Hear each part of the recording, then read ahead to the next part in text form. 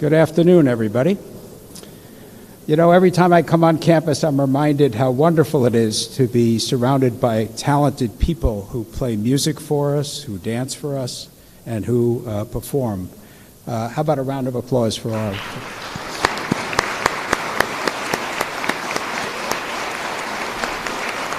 Thank you.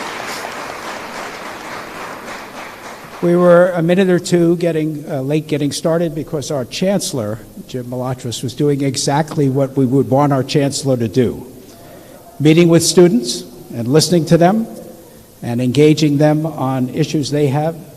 Thank you, Jim, both for being here and for working with our students. Appreciate it.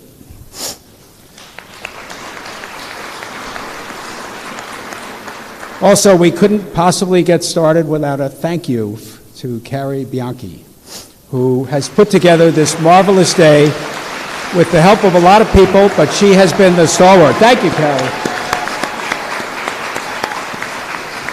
So, distinguished guests, relatives, friends of President Peña, students, alumni, academic directors, faculty, staff, administrators, members of the President's Council, and members of our various boards and council, welcome to the inauguration and investiture ceremony for Dr. Milagros Peña, the sixth president of Purchase College, State University of New York. Absolutely.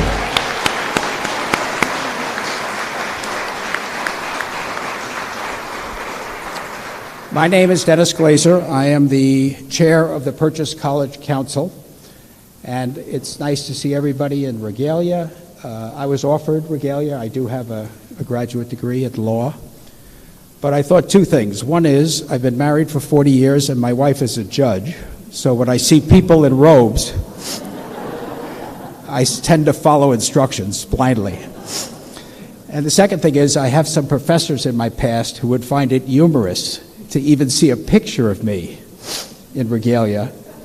So I didn't want to stretch my credibility with them. It's my honor to be an MC today for this afternoon's ceremony. And joining me on the dais are State University of New York Chancellor Jim Malatras,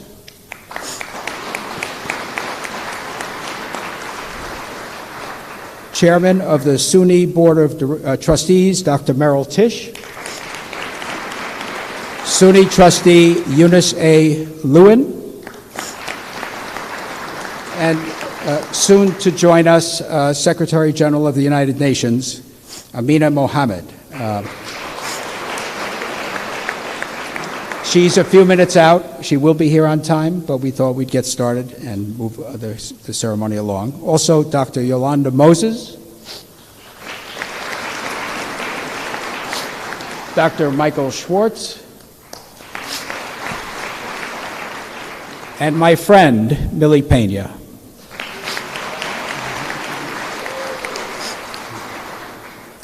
As chair of the Presidential Search Committee, I learned firsthand why Dr. Peña emerged as the most outstanding candidate to lead this institution. Now, after a very challenging first year, which was unprecedented on so many levels, we are gathered to mark her investiture. I am sure after you've heard from our speakers today about the theme of the inauguration and about President Peña's scholarship, leadership, and commitment to our students, that you will be just as inspired as I was when I first met her as well. So let me start by introducing to you Dr. Merrill Tisch. She is the chair of the State University of New York Board of Trustees, and I want to tell you that she was a magnificent partner in this process. She worked closely with us during the beginning of the pandemic to make sure that Dr. Peña got interviewed in an appropriate way, and she fell in love just as we did, as did the entire board, and I want to thank her for being such a good partner to Purchase. Dr. Tisch.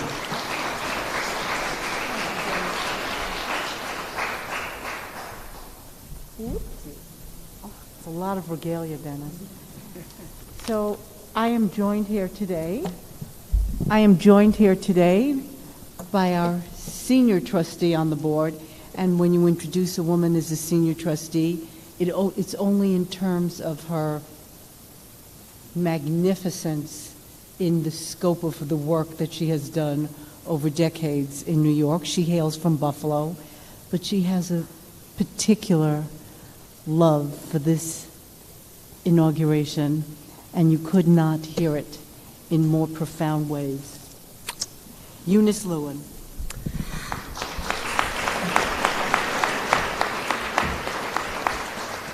Gracias, Presidente Tisch. Let's give her a round of applause.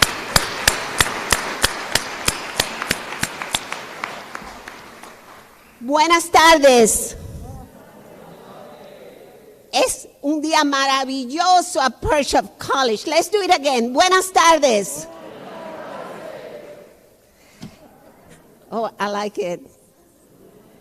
En nombre de la Junta Directiva del Estado de Nueva York, de la Universidad del Estado de Nueva York, es un honor para mí dar la bienvenida a la comunidad de Pershing College, especialmente a nuestros invitados, nuestros estudiantes, profesores, personal, la presidenta Peña y su familia.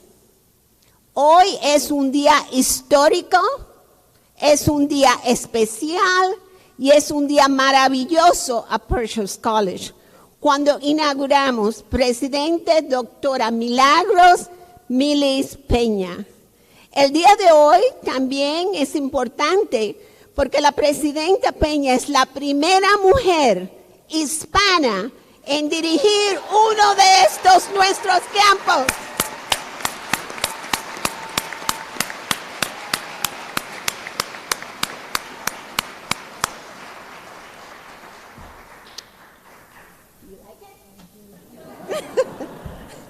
Su impresionante currículum académico, logros profesionales y profundo amor por su cultura y herencia deberían servir que cualquier estudiante, sin importar en dónde sea o las dificultades que hayan enfrentado, pueden alcanzar los niveles más altos y lograr increíble éxito. Como todos ustedes aquí hoy, estoy aquí para afirmar mi apoyo para Presidente Peña, que pueda dirigir el trabajo que viene adelante sobre la reputación de la excelencia académica de la universidad y educar a la próxima generación de líderes. Presidente Peña, todos en la Universidad del Estado de Nueva York están con usted y te apoyamos. Te deseamos salud y mucho éxito. ¡Felicidades!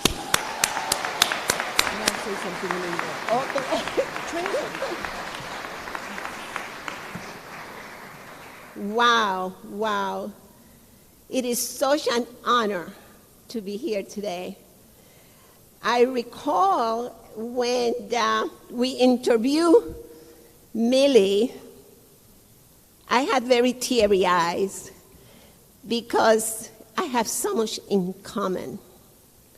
Today is a special day to have a woman from humble beginnings, from the Dominican Republic, from the city of New York, first woman president at Pershing.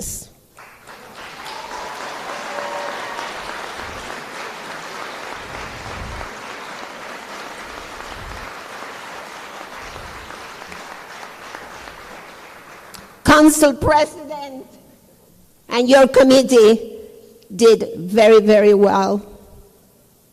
I know that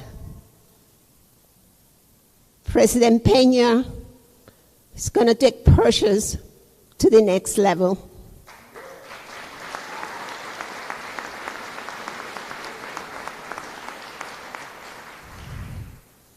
And like my kids say, President Peña, the Board of Trustees have your back. I wish you and my colleagues, Chairman Tisch, good health, take care of yourself, and much success.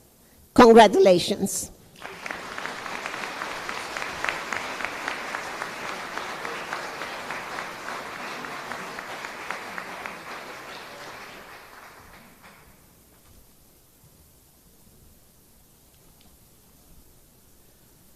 Thank you very much.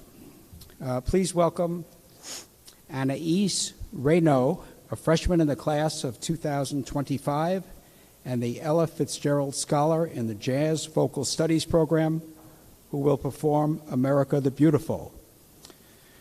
Anaïs recently performed at the New York Mets-Yankees game in honor of the 20th anniversary of September 11th.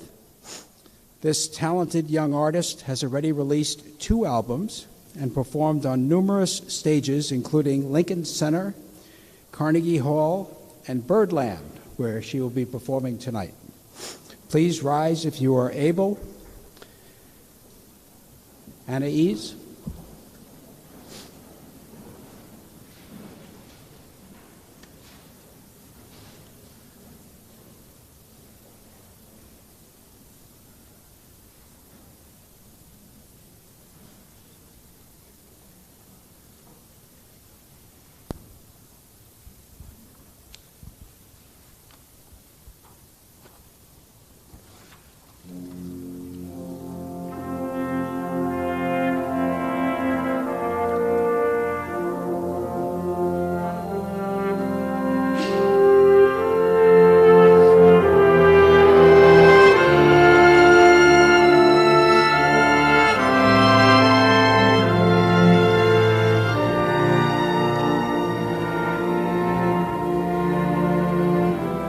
How beautiful for spacious skies, for amber waves of grain, for purple mountain majesties above the fruited plain. America, America, God shed God's grace on thee and crowned thy good with brotherhood from sea to shining sea.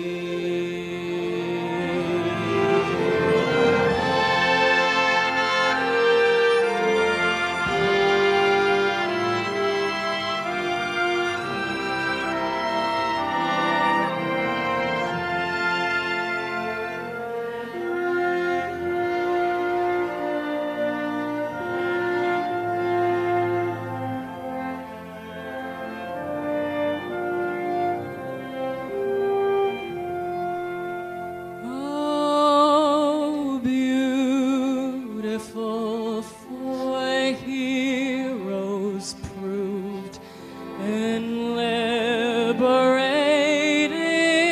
strife, who more than self their country loved and mercy more than life. America, America, may God thy gold refine, till all success be nobleness, and every gain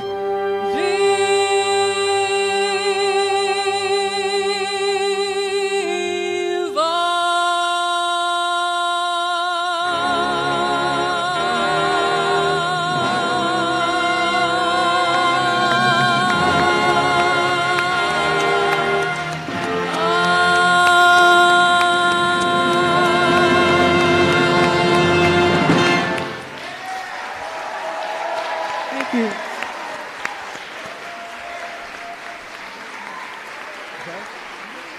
You got it.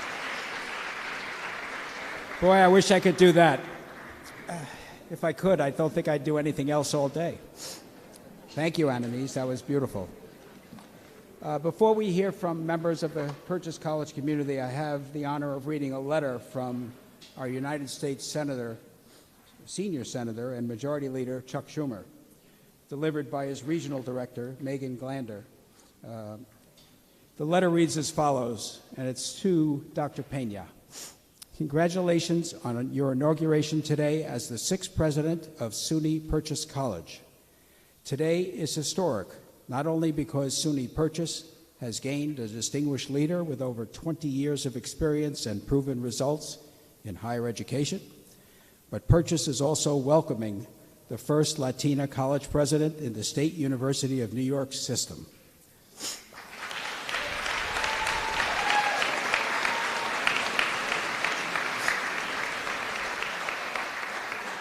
Over the years, I've been honored to work alongside the leadership team at SUNY Purchase as they built up the college's reputation as a nationally recognized liberal arts school.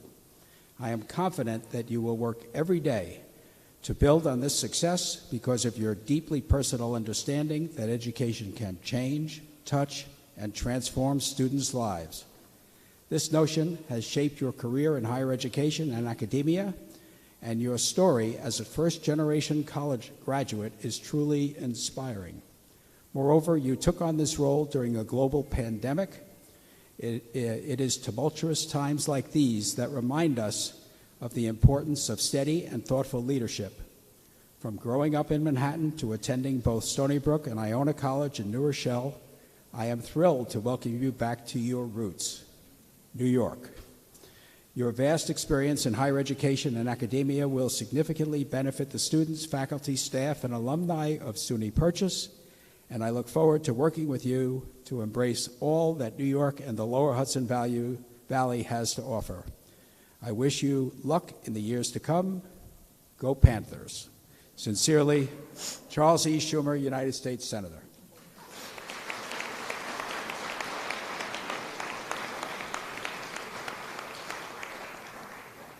Now I have the privilege of introducing a student representative on our college council, a young man I've gotten to know mostly over Zoom, but about whom I have great respect and affection. His name is Nick Astor. Nick, you want to come up?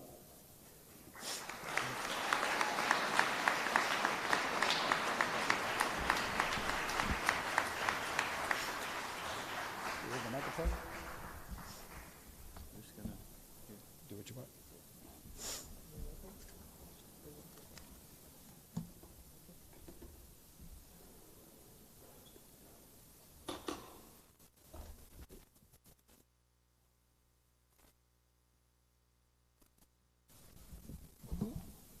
Whoa.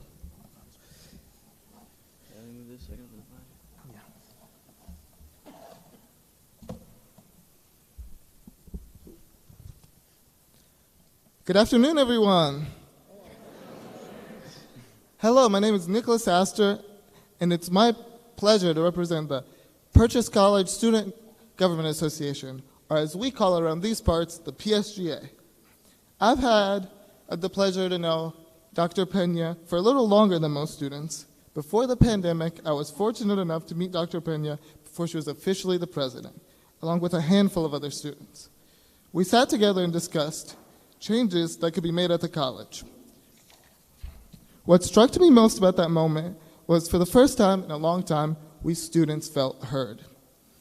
As I reminisce about that moment now, I find that feeling heard is one of the core values of an effective, accountable, and inclusive institution as outlined in the United Nations SDGs. Or if you don't go to as many meetings as I do, that means Sustainable Development Goals. Millie and I are both products of the New York City public school system and the SUNY system. And through conversations over the past year, I believe that we both understand the importance of these institutions and that when run correctly, can be safe havens for students who are often marginalized, especially in the political climate that we live in today. All across the country, the rights of women, minorities, and LGBTQ individuals are under attack. And I have found that Purchase College is the place where people's voices can be heard. Purchase has a vibrant community of people from various backgrounds. It's a place that nurtures student minds and promotes student talents. This ultimately leads students to cultivate their potential and cultivate the potential of the world around them. This leads students to reimagine solutions to many of the problems in our society, like thinking about public safety, what public safety means for people of color and LGBTQ individuals, and thinking about accessibility with people with disabilities, not only in the classroom, but in dorms and community buildings as well as creating a safe space for women at a time where the right to choose is being attacked. What I appreciate most about Millie is her willingness to always have an open dialogue, and I believe that with the right stakeholders at the table, we can ensure that Purchase lives up to its reputation as a gem of the SUNY system. Thank you, Millie, and I look forward to working with you throughout the year.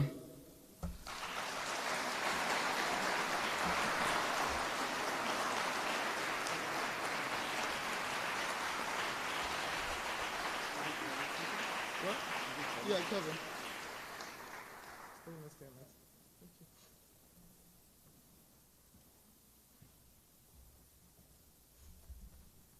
Ladies and gentlemen, Kevin Cullimore.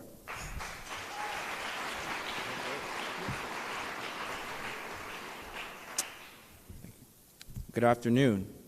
My name is Kevin Collingmore from the class of 2010 and president of the Purchase College Alumni Association.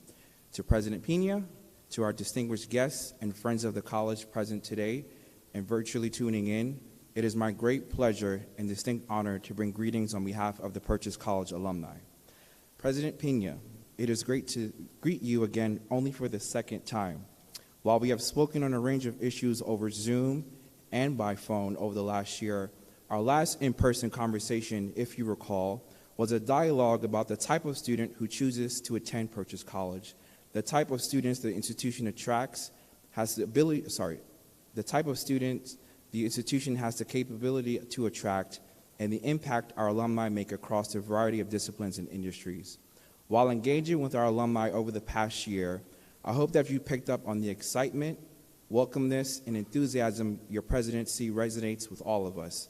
As you make plans to meet alumni across the country later this academic year, take note of the official and unofficial networks created by our alumni.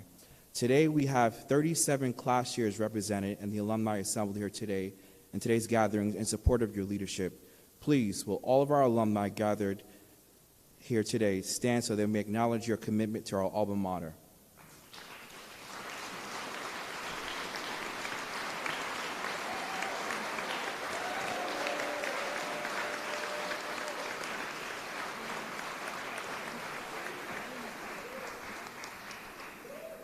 Thank you all for being here on this special day. President Pena, like many of our alumni, you call New York City home. You know the appeal of SUNY, and you think wide open. You inherited a beautiful campus made inaccessible to many of its students, faculty, staff, friends, and alumni because of the pandemic. In due time, you will just learn how instrumental 735 Anderson Hill Road was for alumni. It is where academic disciplines intersect with regional and cultural diversity. It is where soon-to-be alumni learn the importance of internships and externships. Lastly, it is where alumni learn the importance of serving the community, made possible with our partnerships in Port Chester, White Plains, and the greater New York City. President Pena, you became the 6th president of Purchase College at a time when many in our society debate and challenge the value of higher education in today's world. Please know that the alumni are ready, willing, and able to support your vision for the college. Like presidents before you, you are a proven advocate and ally for public higher education. Our alumni are successful because of scholarship, free flow of ideas, and access provided to them. As the dream of Governor Rockefeller and the cultural gem of SUNY, note you have 20,000 alumni ambassadors ready to strengthen and secure the college for a sustainable future. Congratulations.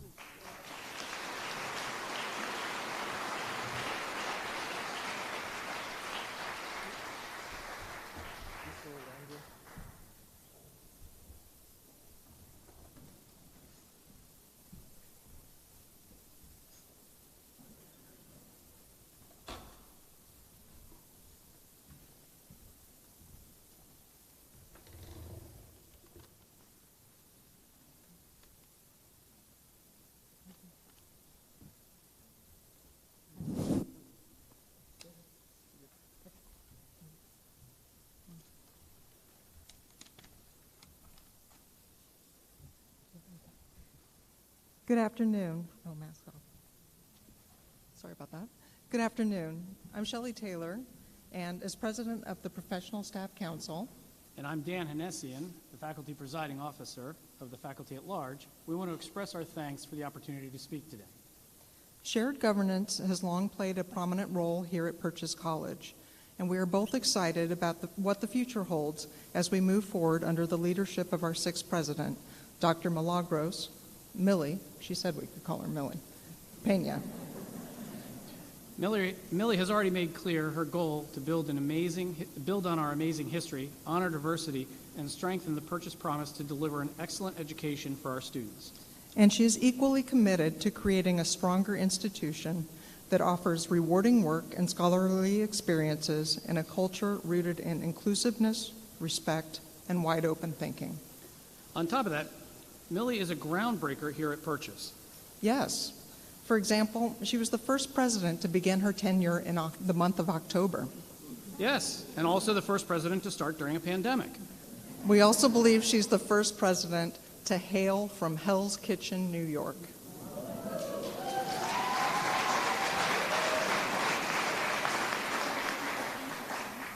And we're sure there are other firsts to be discovered as we go along. Yeah, right? In any case, and on a much more serious note, As the elected leaders of our respected bodies, we are both looking forward to continuing to partner with Millie as she leads the college into the future. a future that is sustainable, thriving, and focused on the lifelong success and endless curiosity of every member of the Purchase College community. President Milagros Pena, congratulations, Good luck. and And welcome to Purchase College.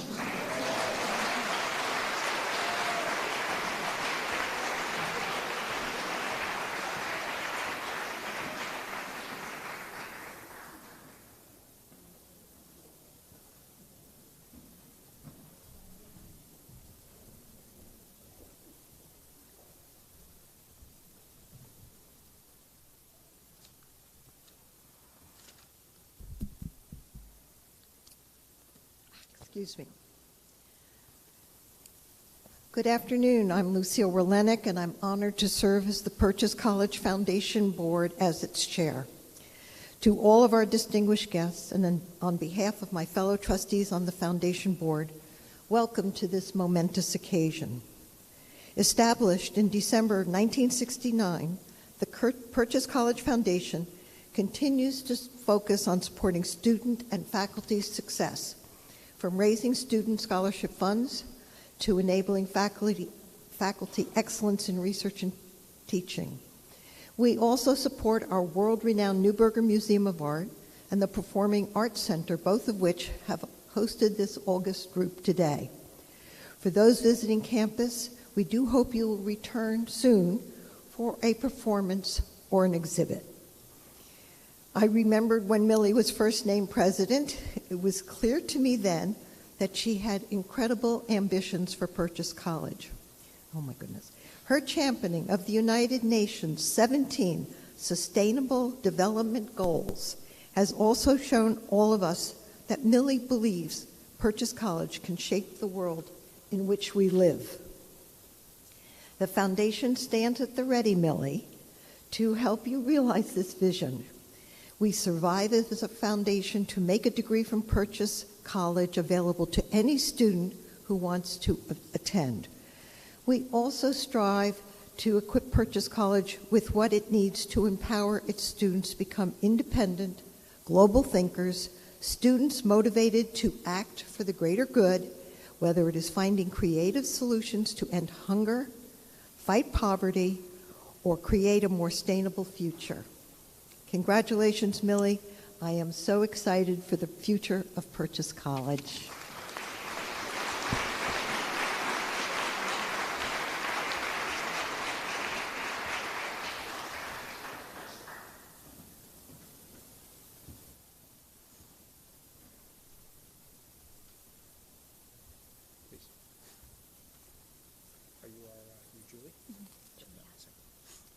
Please welcome Julia Torinello Allen, a creative writing major in the class of 2021, who will deliver the inaugural poem. How many presidents have an inaugural poem?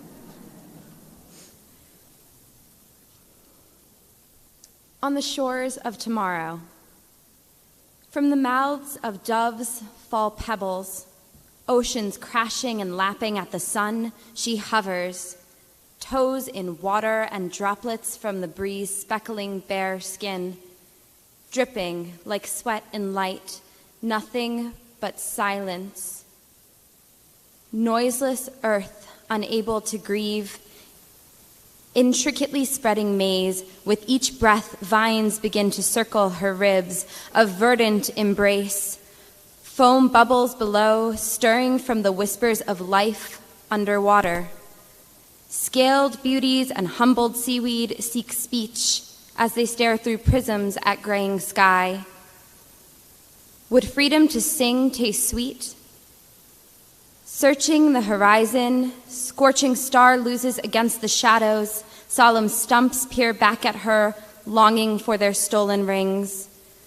Wheat stalks ablaze, sending perfectly packaged death to the clouds. Her mouth's sutured by the scene, ghastly and serene, mute. But her vines blossom, tiny berries pop, flooding her veins with fuchsia, rose, and seashell pink. A note slips from her lips into the wilderness. Thank you.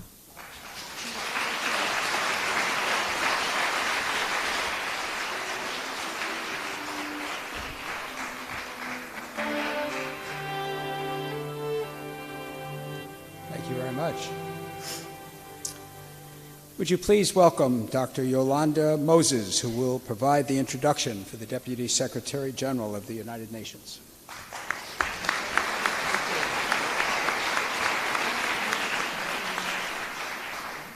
Thank you very much. Good afternoon, everyone.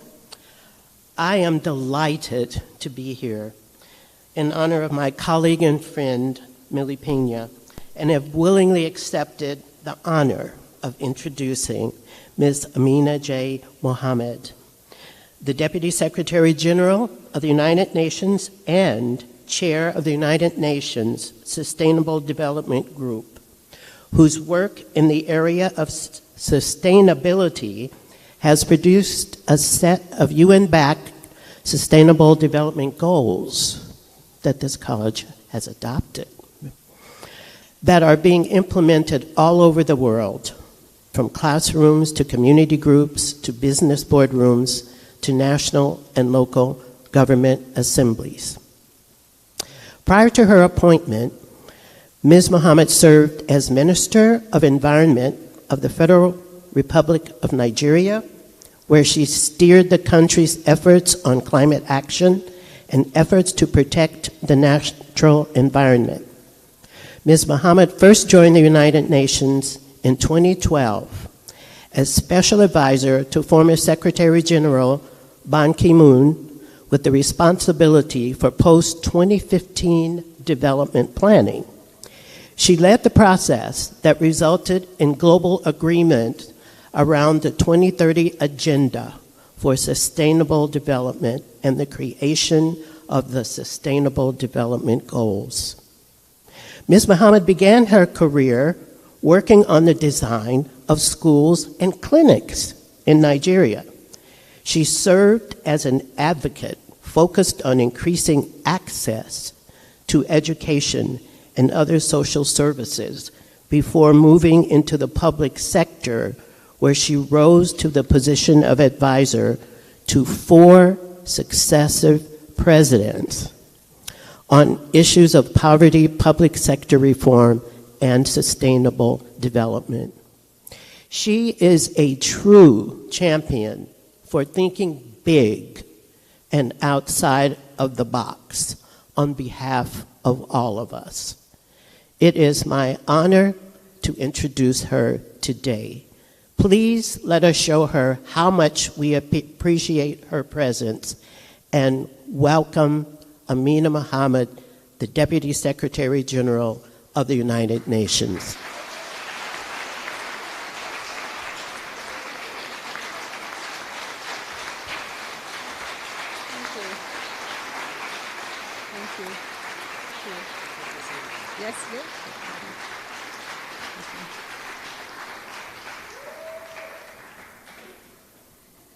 Was that a Nigerian in the house?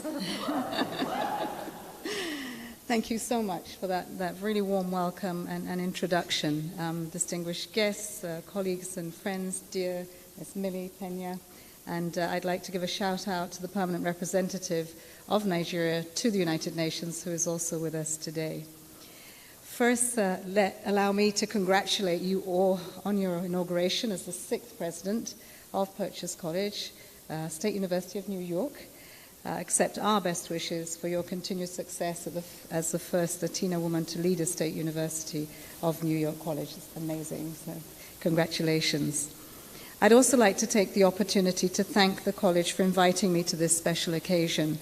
And I'm only sorry that it's been delayed for so long by the COVID-19 pandemic, but it is truly wonderful to be here in person and to see people not at the other end of a screen, which would have been Zooming. It's my first meeting of you. Millie was on Zoom. Wonderful to see you. Dear friends, colleagues, our world really is at a tipping point. We're faced with a choice: break down into climate chaos and permanent instability, or break through to sustainable, resilient, and economies and societies. It is why the Secretary General told world leaders when they came together at the United Nations General Assembly last month that they must take note. And we had over 100 heads of state and government who came in person to New York after 2 General Assemblies away.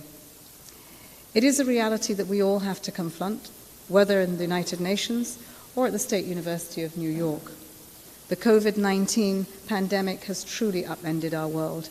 There's a pause button that was hit on the world, and a day that came for reflection across the world, showing us how connected we were. You've most likely experienced widespread disruption in your own lives, as I have. Some of you may have experienced health problems, or even the loss of family members and friends, and accept my deepest sympathies. We share this experience of disruption and loss with billions of people across the world. 19 months into the global pandemic, millions of lives have been lost, and over 100 million additional people have been pushed into extreme poverty. Hunger is rising for the first time in decades. Inequality is at record levels. Billionaires are competing for our attention in space, while millions of people struggle to get by here on Earth. Women are being pushed out of the labor market. Millions of girls have left school, many never to return. Young people are facing anxiety, not knowing what the future really holds, and much of this leading to mental health. A part of the health system, a part of the health discourse that somehow over the years has separated the head from the body. The climate crisis is already upon us. Wildfires, droughts, and floods cause enormous human suffering in even the richest of countries. The current cascade of crises is throwing global progress towards the Sustainable Development Goals, our roadmap for peace and prosperity on a healthy planet, further off track. It was off track before the pandemic, but further exacerbated by the pandemic.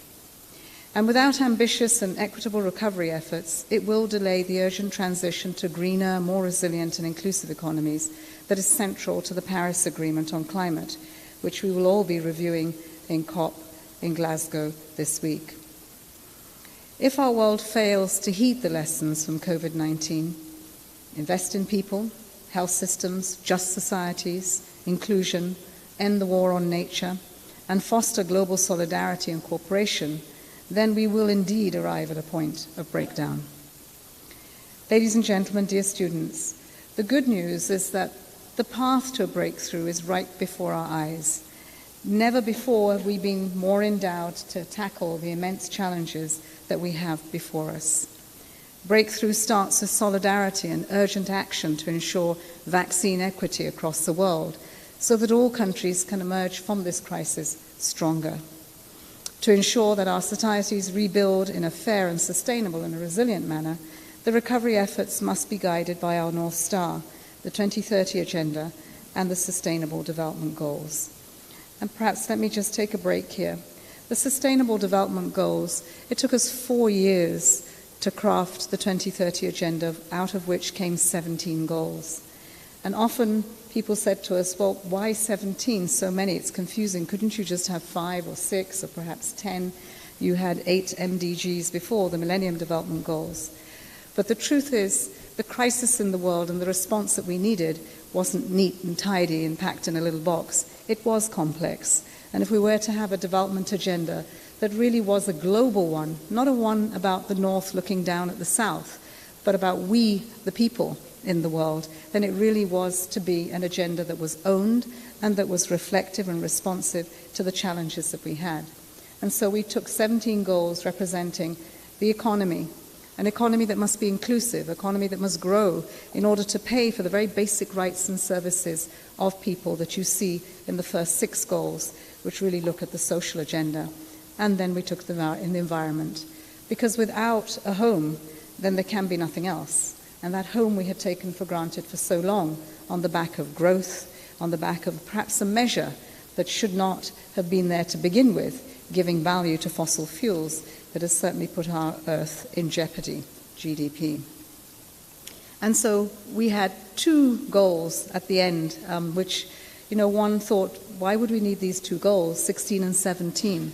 One talked to rule of law, justice, and strong institutions, without which we can't go to scale, without which there is no sustainability of systems and of the wherewithal to respond to what we need to do for everyone in a fair and just manner. And then 17, the partnerships, something that brings me here today, because from the UN, every constituency has a role to play in achieving these SDGs, and academia up front and center, because what you did for the SDGs in many, many different places around the world was really give the foundation, the basis, the science to what we have today in enabling us to get this SDGs off the ground. We've got 9 years left to achieve the Sustainable Development Goals, and often I'm asked, which is your favorite goal? And everyone wants me to say gender, and of course I love the gender goal. It's the only goal that we knew we had right from the beginning, that there would be no argument about. What we did negotiate was its ambition, but certainly no argument that we would have the gender goal. But what I would say is that, like your children, everyone is special and together they're amazing. So that's the goals. They're all together. Without investing in them and implementing them as a whole, you will not get the beauty of it all that leaves absolutely no one behind.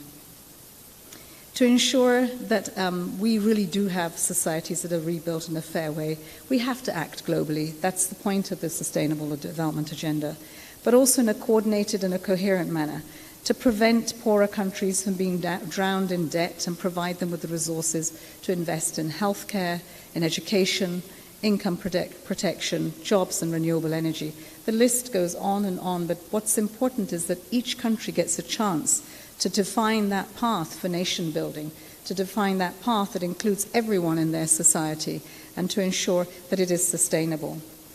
We know that the policies will support both sustainable economic growth and a healthy environment, and that they will provide the basis for young people to enter the labour market with the skills and opportunities they need. But we need to put those in place, and we need to put those in place in partnerships. We look at strong democracies that rely on 3 pillars, and those 3 pillars in many countries, developing countries, emerging markets, they're still weak. They're weak in the judiciary, they're weak in the legislation, they're weak in the executive, the institutions that must help to deliver on that. And so we must try to ensure that we strengthen those so that our democracies can be sustained and grown deeper. In our interconnected world, no country can tackle either the pandemic or the recovery alone. We've learned that from the pandemic. And at this important point in history, we do need global solidarity and cooperation more than ever. It's frustrating for me to stand here as United Nations representative and to ask, to answer a question, have we had the response that we needed for the pandemic? It was the one time in the world that we really thought a pandemic that touched everyone across the world, in every village, every city, every constituency, yet we didn't have a global response. What we can congratulate ourselves for is in the shortest possible time we produced a vaccine. But somehow we let the world down. The vaccine was only available for very few. With many developed countries have 80, 90% coverage on both vaccines, are going for a booster right now. but in Africa we are less than 5%. That doesn't even cover the healthcare workers that are there to help us, not just with COVID, should we get COVID in the way and manner in which other countries have, but with the diseases that are becoming the mortality far worse than COVID. Malaria, diarrhea, pneumonia. We're shifting resources to COVID when in fact they're not even on the top 10 of the disease burden of many countries. And so it is important that when we talk about a vaccine, we're not just talking about health, we're also talking about the health of our economies. Because when COVID came along, so too did the collapse of many economies. The socioeconomic impact on countries is still being felt today and will be felt long into the future, because we have not seen the global solidarity and the response for a recovery to COVID. Let me take the opportunity to speak directly to young people who are the backbone of Sonny Purchase community. Young people have demonstrated true leadership on the climate crisis. Beyond that, you're also deeply engaged in addressing discrimination and injustice. The root causes are social instability, conflict, and public discontent and disengagement. And we see this across the world. There is unity. Your sense of social responsibility, your concern for the most vulnerable, do inspire us and give us hope. But the responsibility for our collective futures cannot rest on your shoulders alone. Preventing climate chaos and keeping the promise of the Sustainable Development Goals are the responsibility of each and every one of us, world leaders, the private sector, civil society, international organizations like the United Nations, and so many more. I was in Saudi Arabia 2 days ago, and we were celebrating that they had put one foot forward, not far enough, but they had put a foot forward in looking to net zero by 2060. We'd like for them to do it by 2050. But it was an important step, and so we looked at the glass that was some full. But we then had 2 chief executives in the private sector who stood up to add what I suppose when I looked around that room and only saw 3 women in a room of over 100 people, perhaps they were talking to the old boys club. And what one of them said was that, well, we're ready to go from brown to green in our economies, but it will be brown, lighter brown, lighter green, light green, and green, but we will not go from brown to green. And what that said to me was a lack of understanding that each one of those shades he talked about was a shade in the life of a person that was being put on hold and perhaps may never survive to see the green. And that's what we really need to talk to the private sector about, is that the implications of their decisions, it's not that they get less profit, is that we lose millions of lives when they continue to have models of business that put us closer to the brink of a 3-degree world that none of us will survive. Sadly, the man that came after him, another man, and remember the climate crisis is man-made, let's underscore man. If we had women in charge, we probably wouldn't be where we are.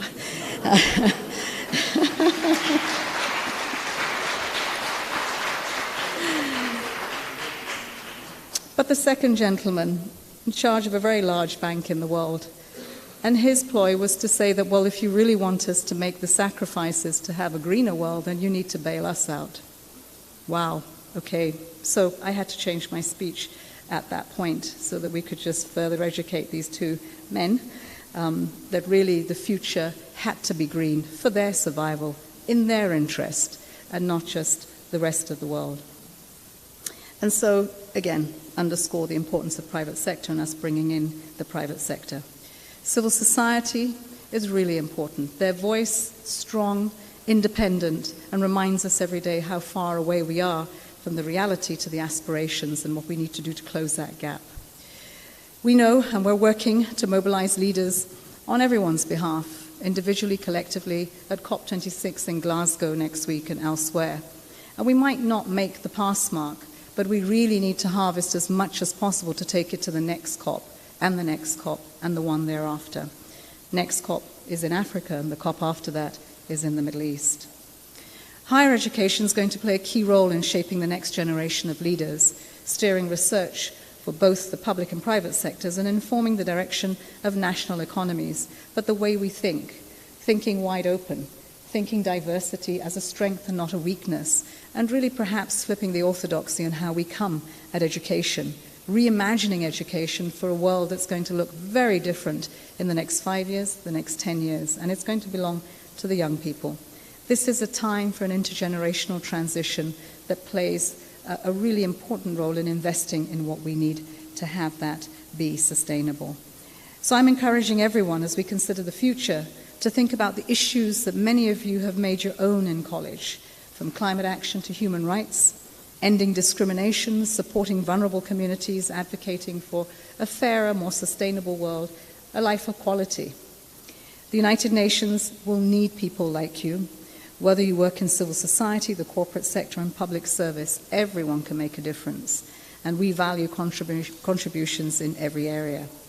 At SUNY Purchase students, we particularly welcome your respect for individuality and for diversity, and your ability to think wide open. This is something that has been new to us, something that you brought to us, Millie, and for which we are very grateful. In your invitation here, I'm asking everyone now to think wide open, and they would then say to me, well, what does that mean? And then I get the opportunity to explain. So thank you for putting that. It's provocative, and it's needed, because I found that of recent, we don't have too much think time. What COVID gave us was a lot of reflection, deep thinking about what we need to do and where we need to be. Ladies and gentlemen, dear students, Ms. President, thank you once again for the opportunity to spend some time with you.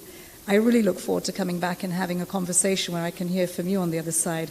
But today it's about celebrating an amazing woman. And I look very much forward to working with you and to continuing on your journey to see that everyone here benefits more and the world around. Thank you.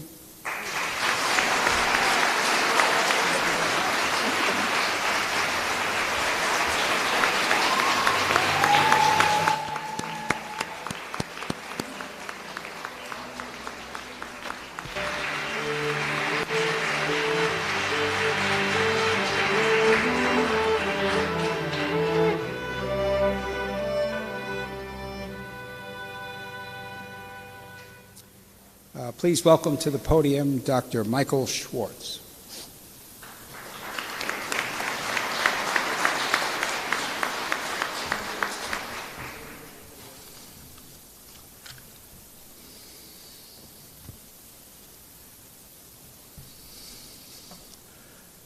It is my great honor to formally introduce Dr. Milagros Peña as President of the State University of New York College at Purchase.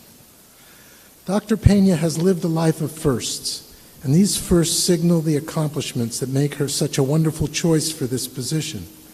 She was the first in her family to graduate high school, to graduate college, and to receive an advanced degree.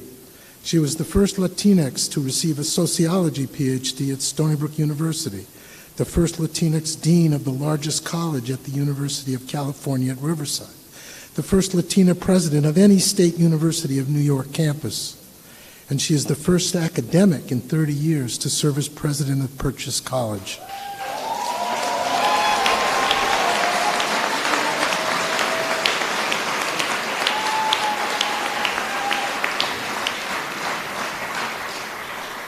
In accomplishing these firsts, Dr. Peña has accumulated a remarkable set of academic, educational, and activist credentials that make her uniquely qualified to take on the challenges of leading Purchase College in the time of coronavirus. Consider first her rich scholarly resume, which includes 5 books, dozens of published research articles, and scores of reports, presentations, and keynote addresses to scholarly, educational, and government audiences. This work has focused on the functions, dysfunctions, and reform of large service institutions, and has therefore equipped her to manage within the massive State University of New York. This is exemplified by her decade-long project on liberation theology, including her now classic book, Theologies in Liberation in Peru. This prodigious body of research has provided scholars, activists, and church leaders guidelines for nurturing social justice reforms within and through the Catholic Church. Dr. Peña's educational career in the classroom as a center director, associate dean, and dean has been devoted to developing richer and more useful education to the thousands of students she has taught, mentored, and directed. The visible impact of this effort can be seen in her continuing project, Studying and Enacting Educational Reform, which includes her widely read book, Spanning the Divide, Latinos and Latinas in Theological Education, and A Pedagogy of Race, Class, and Gender. Dr. Peña's lifetime of public engagement as a working member, expert advisor, and active leader of social justice organizations has trained her for making and sustaining productive connections between her university homes and the communities in which they are embedded. This symbiosis is exemplified by the dozens of executive positions she has held in institutions with cooperative relationships with her research and educational enterprises. Among her many bridging achievements has been creating international ties among immigrant rights organizations, memorialized in her award-winning book, Latina Activists Across Borders. Dr. Milagros Peña has specialized in firsts that enrich the institution she has graced with her academic erudition, her pedagogical charisma, her consummate administrative skill, her boundless activist energy, and her limitless creativity. We can now look forward to the first she will deliver for the students, staff, and faculty at Purchase College. Thank you.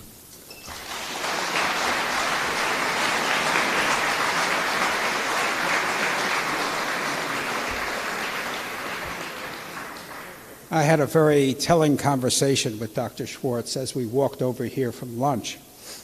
He told me that he was a mentor to Millie. And I said, "Lucky Millie." And he said, "No, lucky me." I was lucky to have her as a mentee.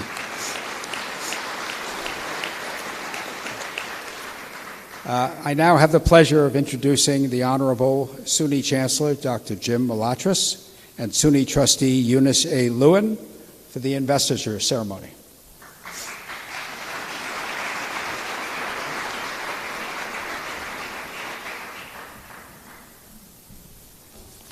Good afternoon. How can I possibly go after Eunice Lewin? First to Miss Reno and the Purchase Orchestra. There's a reason why I dropped out of music school and became a political scientist, was that beautiful rendition of America the Beautiful. Let's give them a big round of applause. Thank you, Chairman Glazer, and thank you to all the faculty, staff, students, alumni, community members, and others in the Purchase College family for coming together to celebrate the installation of Dr. Milagros Peña as your new president. Before we begin the official festivities, just one word about Dr. Peña. She embodies the spirit and ethos of SUNY. She's a SUNY graduate. She has that SUNY swagger. It was public higher education that got her where she is today, as the first Latina president to ever run a SUNY college. So let's give her a huge round of applause for that.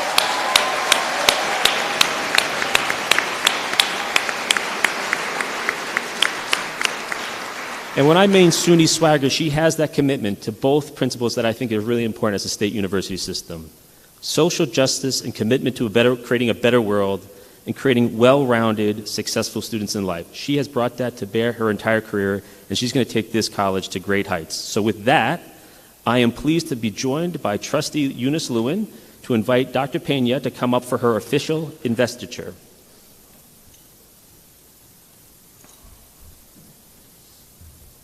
So nothing Millie has done was official until today, just so you know.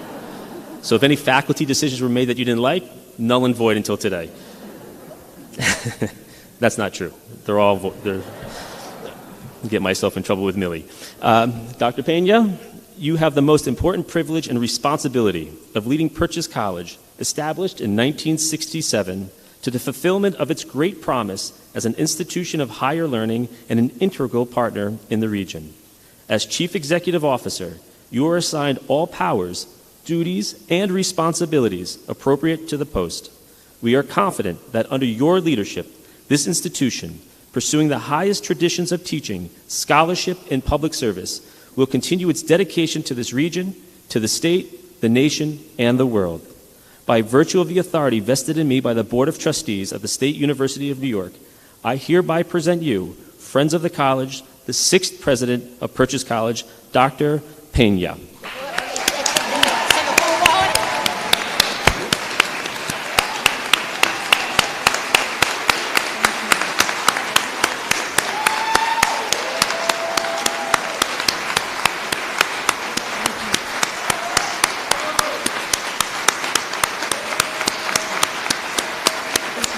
Congratulations.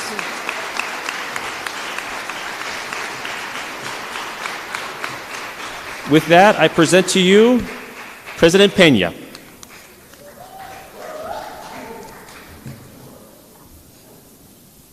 Thank you, Chancellor Malatras and Trustee Lewin.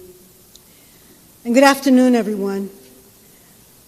I'm grateful that so many of you could join us in this room, also online, throughout our beautiful campus, and at home to mark this significant moment for the college. While we may not be together in the same space, we're together in spirit. I'm honored today to officially be invested as the 6th President of Purchase College. And before I share my reflections on the day and my vision for our shared future, I'd like to acknowledge our responsibility to the original caretakers of this region, this land, water, and air, the Siwanoy and Wapentshire Federation.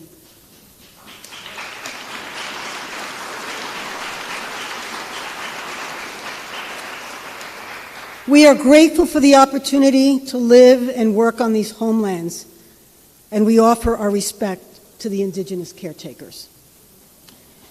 I also want to acknowledge some other important people today, including Chancellor Jim Malatras, members of the SUNY Board of Trustees who are here today, Chairman Merrill Tisch, Trustee Eunice A. Lewin, Trustee and President of the University Faculty Senate, Keith Landa.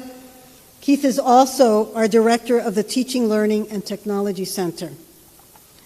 Our Purchase College Council members and those here today, Chair Dennis Glazer, Jim Bostic, Maria Leandra Imperial, Hannah Just Michael, and Alyssa Ozer, and all of our Purchase College Foundation board members, especially Chair Lucille Werlinick, Umran Bibi, David Fleischer, Bill Klingenstein, Judith Riggs, and Trustee Emeritus Phyllis Hyacinth, who are all here with us today. On behalf of our community, I want to acknowledge the distinguished leaders of the state of New York who are also here. Chief Judge of the New York State Court of Appeals, the Honorable Janet DeFiore. State Senator Shelley Mayer, Assemblyman Chris Burdick, and Assemblyman Steve Otis. It is also our honor to welcome His Excellency, the Ambassador Tijani Mohammed Bande, Permanent Representative of Nigeria to the United Nations, to our campus and this ceremony. I'm grateful to all of you and to the rest of the search committee who chose me for this immense honor.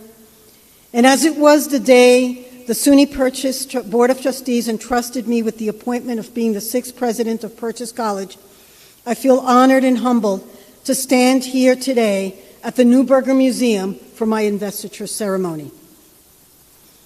I also want to thank the Friends of the Neuberger Museum of Art, who are dedicated to supporting the beautiful museum we are in right now.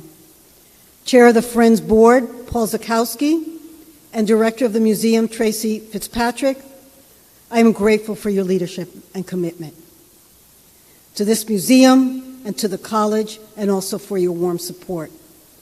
One of my favorite facts about the history of the college is that the Neuberger Museum was the first building to open on our campus, which speaks to the importance of the arts in our history, as well as our present and future.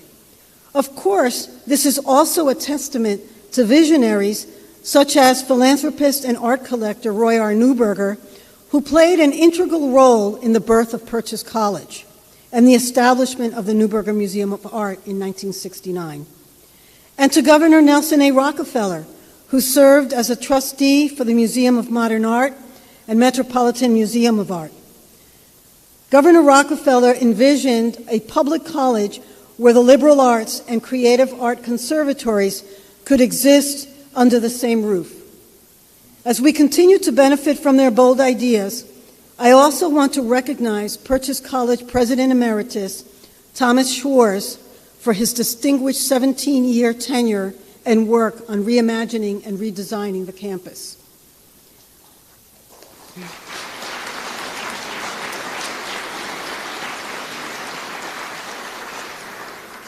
And I am grateful to Ms. Amina J. Mohammed, Deputy Secretary General of the United Nations and Chair of the United Nations Sustainable Development Group, for her important work and her inspiring words today.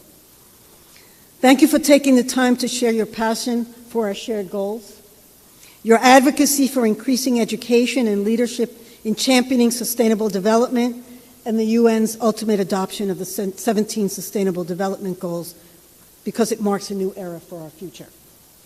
I'd also like to recognize the other college presidents who are gathered here today. It is an enormous responsibility to lead a college community, and I appreciate your wisdom and the leadership you have modeled, especially during these challenging times. Today is also a day to celebrate mentors. Two of my mentors set my journey for an intellectual career that would not have been possible without them. I will say more later as I share their impact on my journey. The third here today, you just met, Dr. Yolanda Moses, whose own journey, having served as the 10th president of the City College of New York in the City University of New York system, and her commitment to mentoring future generations of academic leaders of color has also brought me to this day. Yolanda, your counsel, generous spirit, and friendship are forever with me. That you traveled from California to join me today is a testament to your commitment and engagement and support for diversifying leadership in the Academy.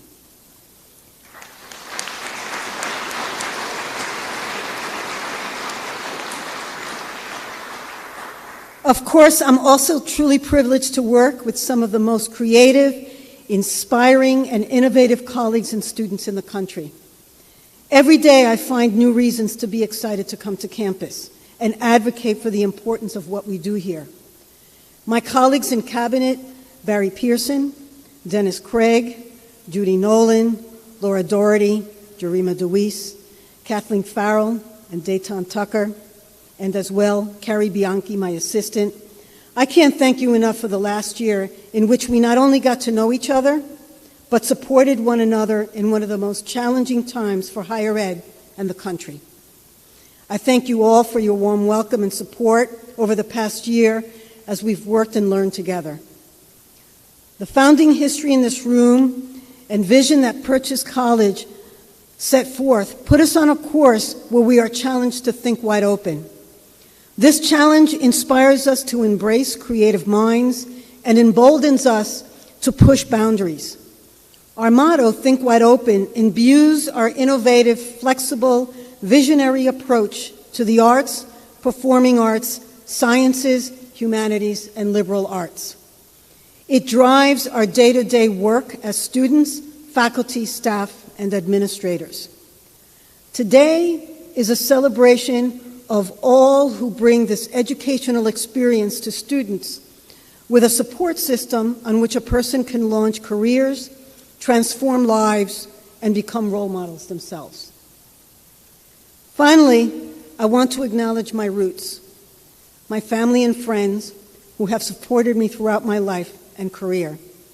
Several of them have made the journey here, including my husband, Dr. Fred Hammond, Sister Jane Nunez, cousins Ana Silvia Laruano, Inez Diaz, Elizabeth Reynoso, and the wonderful additions to our family, Angel Diaz and Frankie Martinez, and wonderful college friends, Jean and Maria Argentina.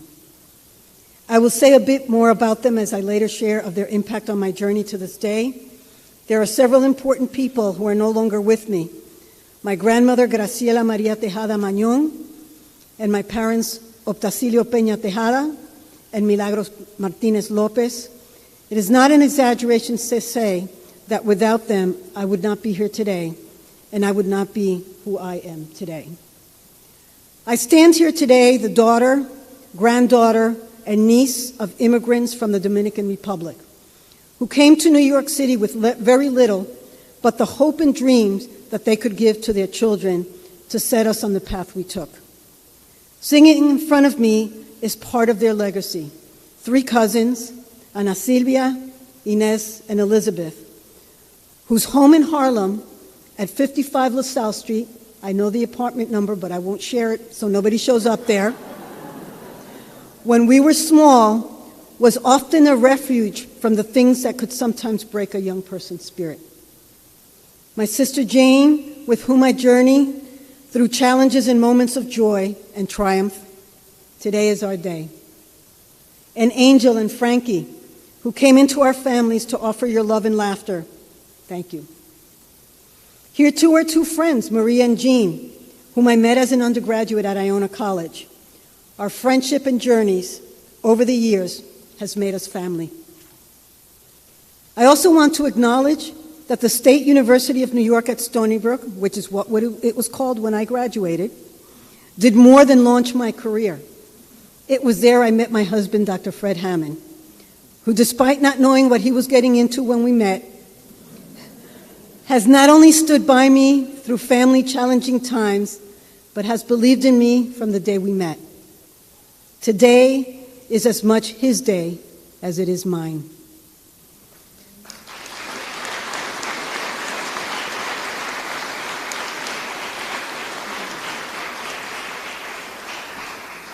Thank you for being my rock. And just to share some humor, he also taught me to open those big manila envelopes that came from my advisor and mentor, Dr. Michael Schwartz, whom you just met. I warned him about this, what I was going to say. Not exactly. Dr. Schwartz's feedback exemplified just how much time and care an advisor invests in their graduate students. Michael, as you can imagine me saying when I opened each envelope that came with every chapter you sent back, what I said. But after going through your meticulous feedback and thinking I'll never finish this, with of course some colorful language, to find that I could do it with Fred's coaching and your eye for helping me become the scholar I became. 1 page at a time. Sitting here today is also Dr. Judy Tanner, another SUNY gem. Judy, I think you're one of the few people in the world who has sociology graduate students walking around saying they came to think of statistics as fun and willing to admit what you taught them came to have more meaning for them beyond their dissertations. Your generosity of spirit and time, and that you and Michael Schwartz are here, says everything about who you are as mentors. Thank you to all of you as well, who are the support systems that make a difference in students' lives. Today we honor our past and also look to our future. By looking at our past, we're more prepared to move forward. Some things may have changed from when the college opened its doors to our first class in 1971. However, our vision of a campus where creativity thrives while steadfast has expanded. True to our roots as a campus that has always been dedicated to civic engagement and social justice, we have embraced sustainability as a core part of our mission, and with it have become proud members of the United Nations University Global Coalition. By dedicating ourselves to the UN 17 Sustainable Development Goals, we make a commitment to our students, our community, and our planet.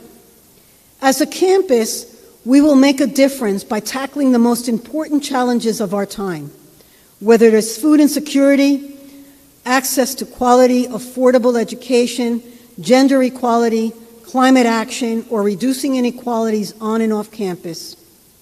I truly believe that it is the role of all institutions to transform lives by providing high-quality education and opportunities that can help whole communities thrive.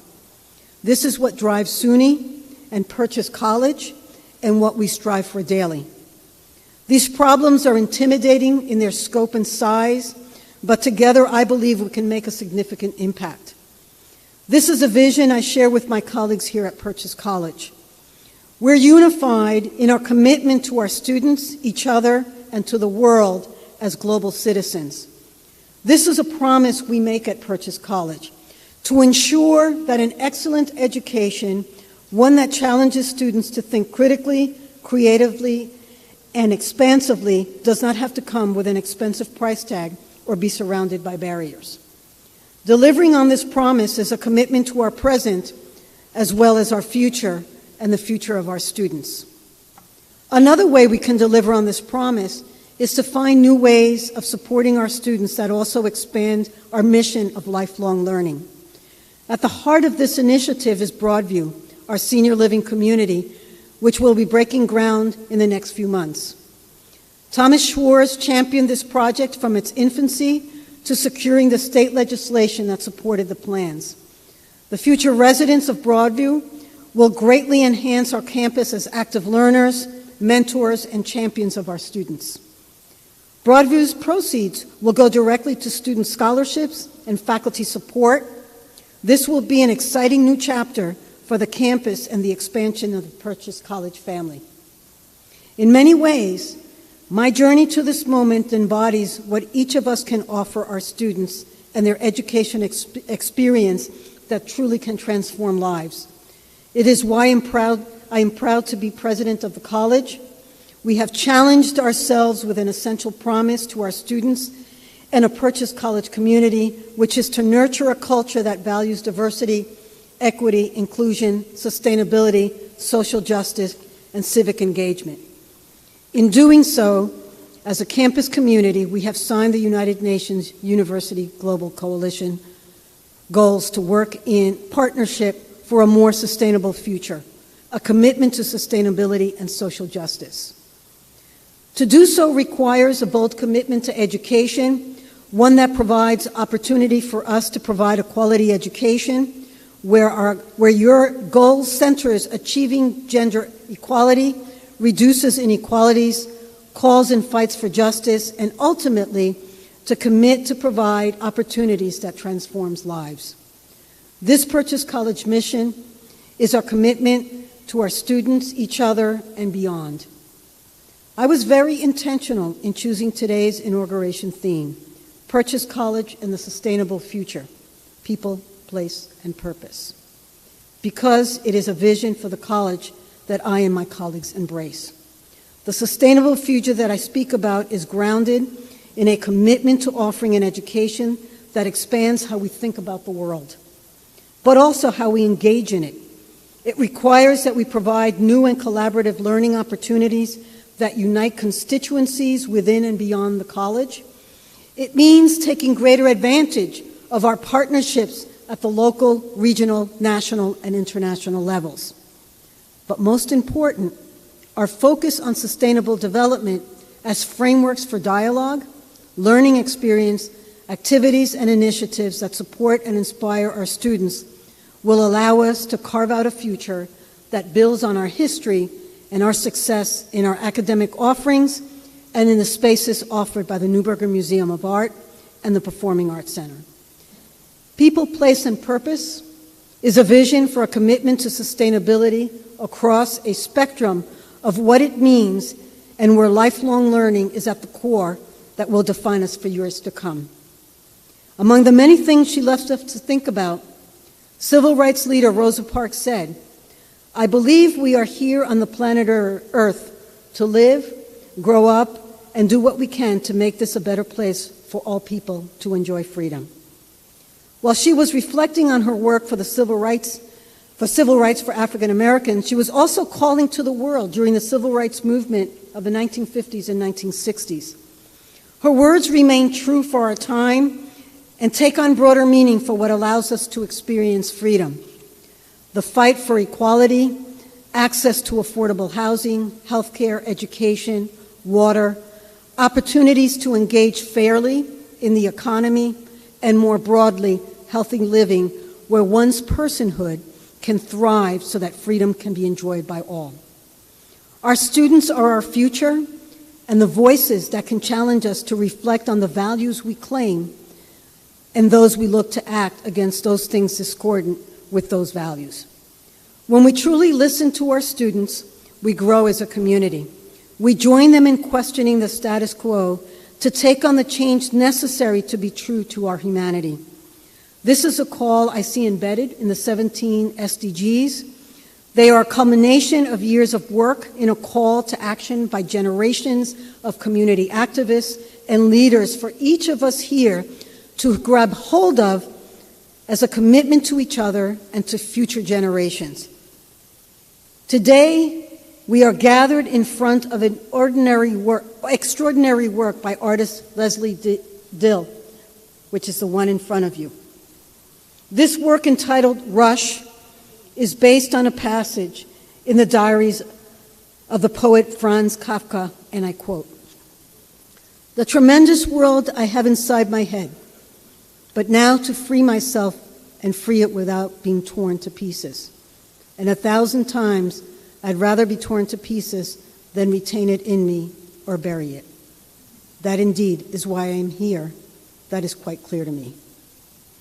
Leslie's work is not only about the visual manifestation of these words by Kafka in particular, but also a visual manifestation of the power of words in our daily lives, the ways in which they can spark creativity, collaboration, and connection, the ways in which they can also tear us apart, if not used with care and with power.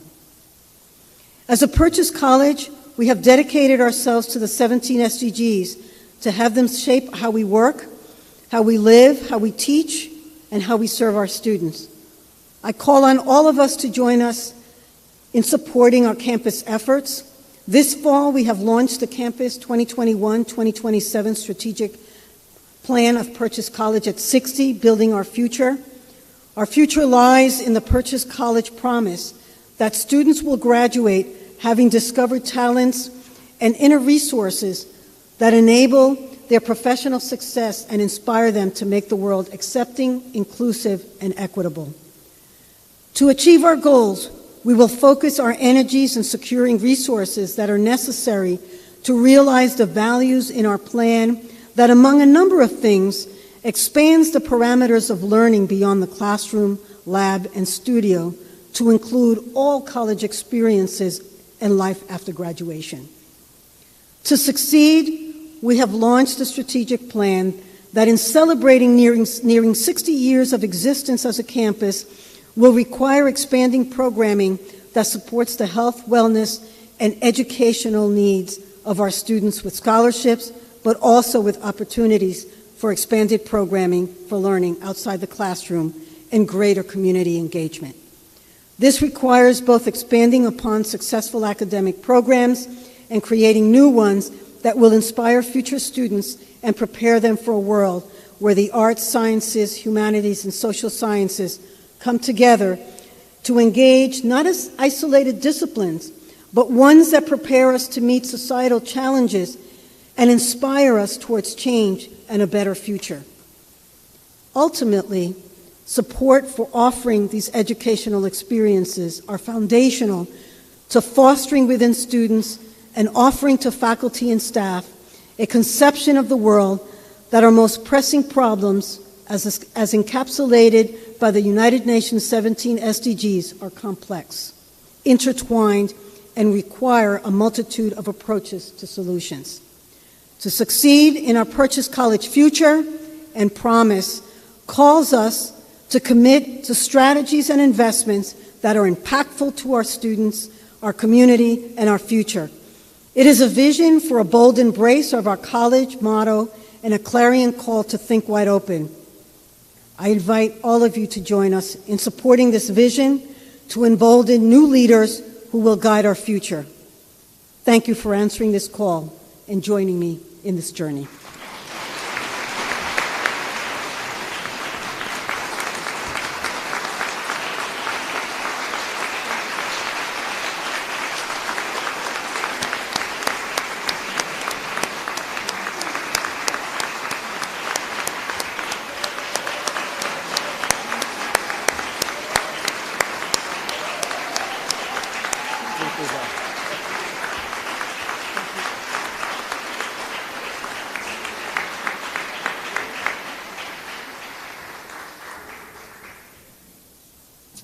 Thank you very much, Billy.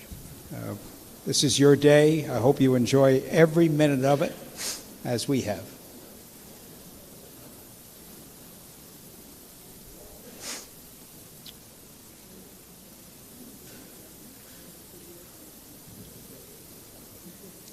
We will now have a performance by the Purchase College Soul Voices Choir, led by Pete Malinverni, who, as an aside, was a member of our search committee that helped locate and find and focus on Millie.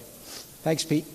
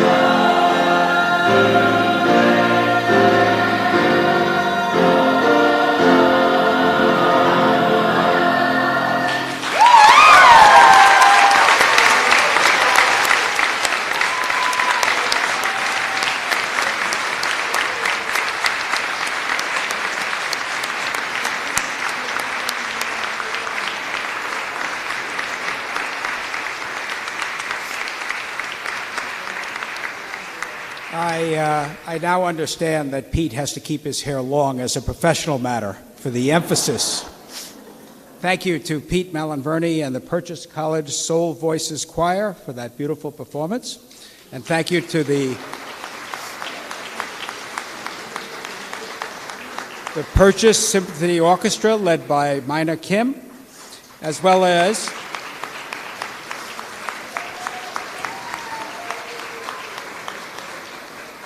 the Purchase Latin Jazz Orchestra led by Professor David DeJesus, who performed earlier and will be performing at this ceremony, at the reception that follows this ceremony, just outside in the Neuberger Gallery and Courtyard, where we are all to wait and welcome our new president, Pena. Thank you for joining us today. I will ask the audience to just remain for a moment while the recession clears the stage and the academic procession first. Thank you very much.